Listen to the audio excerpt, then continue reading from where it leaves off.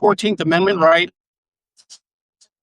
committed by cooperating warrant requirements for all enforcement actions. ICE must be required to present a judicial warrant for any arrest, detention, or search conducted in cooperation with Idaho agencies. Administrative warrants or detainers shall not be accepted as lawful substitutes. Prohibition on masking of agents. All agents operating in the state of Idaho should be clearly identifiable and prohibited from concealing their faces during official actions in accordance with policing norms. Mandatory disclosure of badge numbers. Badge numbers or other identifying credentials must be provided upon request by Idaho resident or law enforcement oversight body. Respect for Miranda rights and due process. All individuals detained or questioned must be informed of their rights consistent with established U.S. Supreme Court precedent.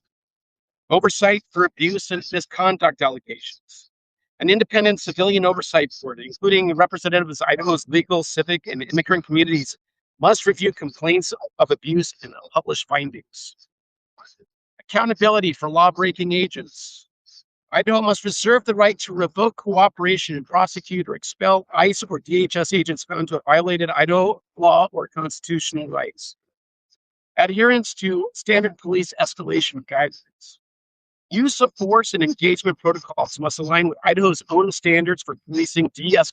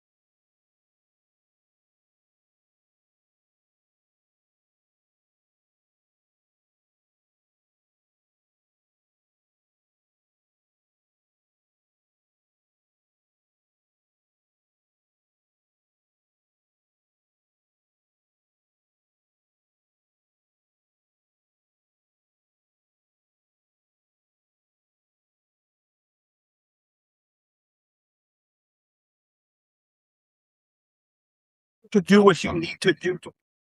And if you don't, I'm going to support those folks who will. Second, there needs to. We already know that Representative Simpson is our responsibility when it comes to work visas with the dairies. He understands that we're going to have people who are coming here to work. That's appropriate, and frankly, it's necessary. Idahoans and Americans are not filling those jobs. But we need to make sure we do that in a fair way. We need protections for the people who are coming here to work, and we need to make sure those people are properly documented so they're not being tackled by random people off of the street. And finally, we need accountability for ICE. It is unacceptable that well-funded law enforcement on the federal side is less accountable than the average police officer. The average police officer is not wearing a mask. The average police officer has a badge, and the average police officer has on-body video with them. It's demanded by our society to keep not only the average Joe safe, but to keep those law enforcement officers safe. If we don't have those specific protections, we are failing. It also demands that those allegations of rape or other sexual abuse in ICE facilities need to be openly and honestly investigated, not by some contractor, not allowing those folks to investigate themselves, but ensuring that we have thorough investigations to come to the truth. Because if someone is being sexually assaulted, murdered, or otherwise harmed in our facilities, that is on us, and it needs to stop. So I'd ask the citizens of this great state and the citizens of this nation to hold our leaders accountable, to stop focusing on grievance and chaos and whining, and to focus on common sense. Ask to govern in peace, not in chaos. Thank you.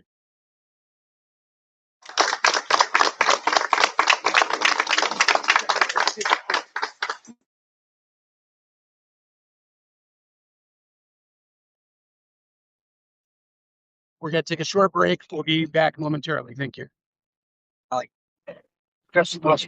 You said it. Still on page.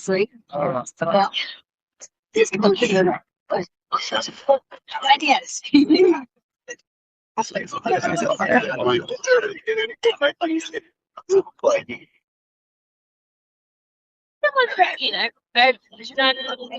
been running to the a lot of housing. Oh, yeah. Yeah.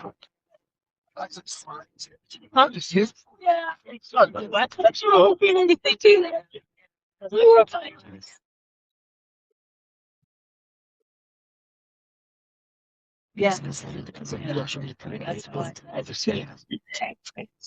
Okay, we are back. Next, we are going to have candidate for Ada County Commissioner Michael Fitzgerald. Take it away.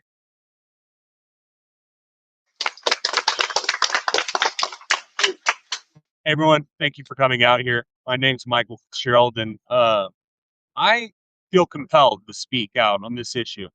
It's something that has turned from that many people can excuse as a one-time thing, or somebody messed up, or there's one bad apple in the bunch, but we can't judge them all. But it's become a repetitive pattern. We are seeing people that are exercising their First Amendment rights, and they are doing what they're supposed to do under the Constitution, what they're supposed to do as an American, and standing up for what they believe in, and they're being punished and ostracized by the government that we have ahead of us. So, I am asking, when you look at the history books, when we were growing up, and you were seeing these huge civil rights events that were happening, and you were wondering, what were my grandparents doing? What were my great-grandparents doing during that time? What were we doing? Were we on the side of throwing rocks and bricks at those that were being oppressed? Were we throwing our words and our daggers at these people that could not help themselves?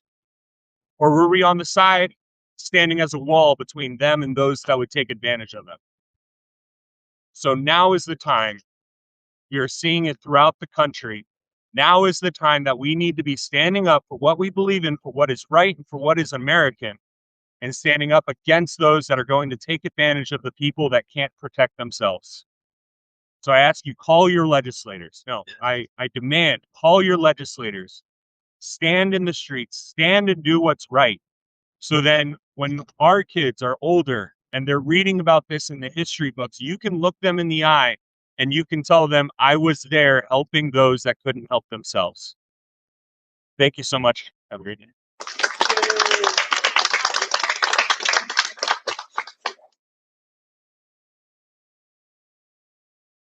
Thank you, Michael. Our next speaker today is going to be Kaylee Peterson, running for District 1 for U.S. House of Representatives. Thank you, Kaylee, for coming.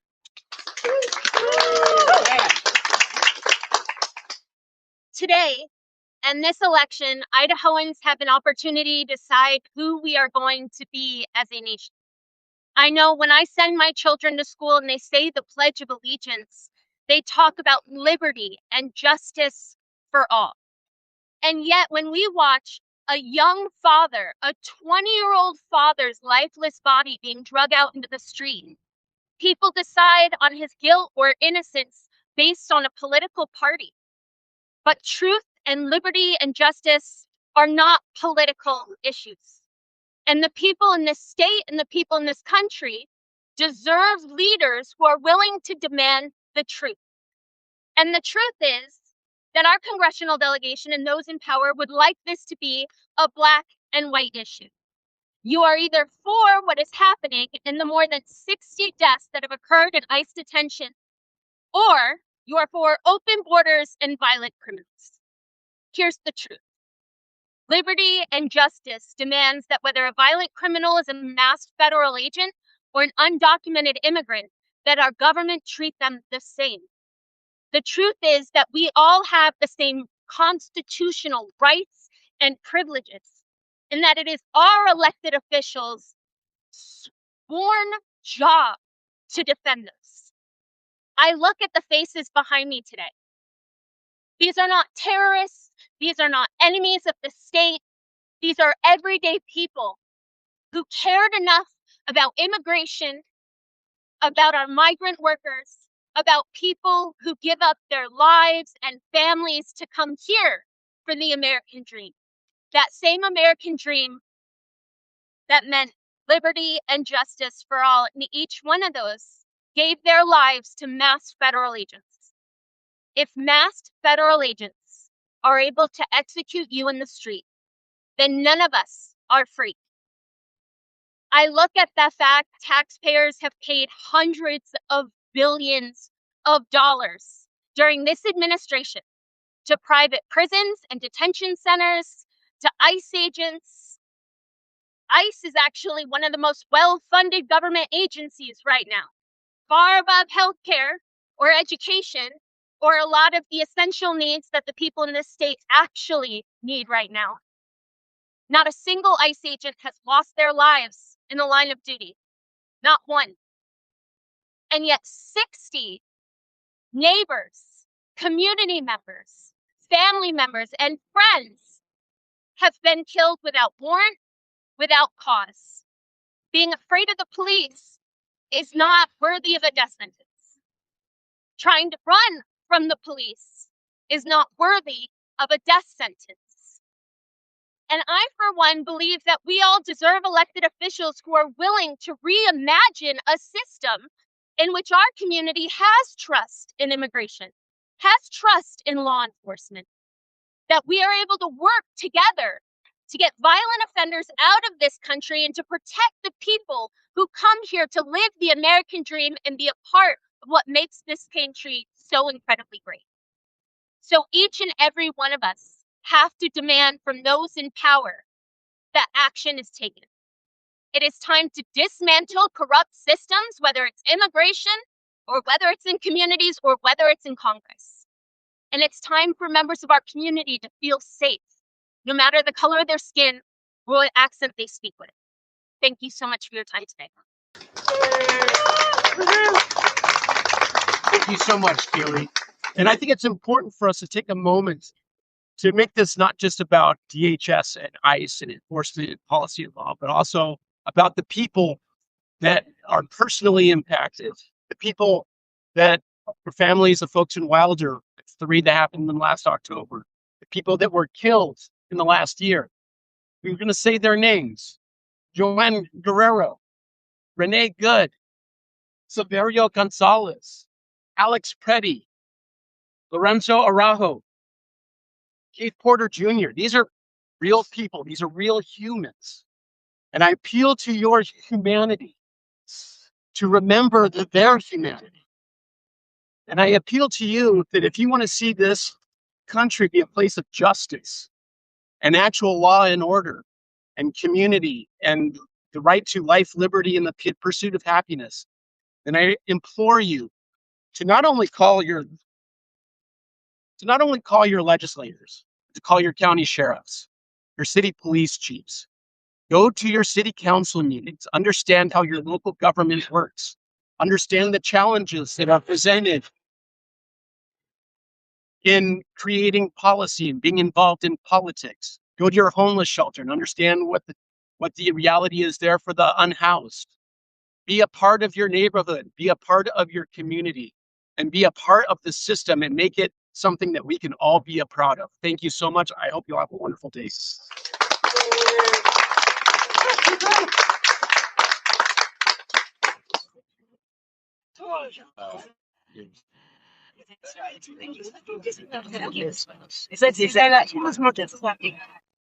No, he's by. This is a really big question. Want to grab some interviews while you're in here? Yeah, yeah.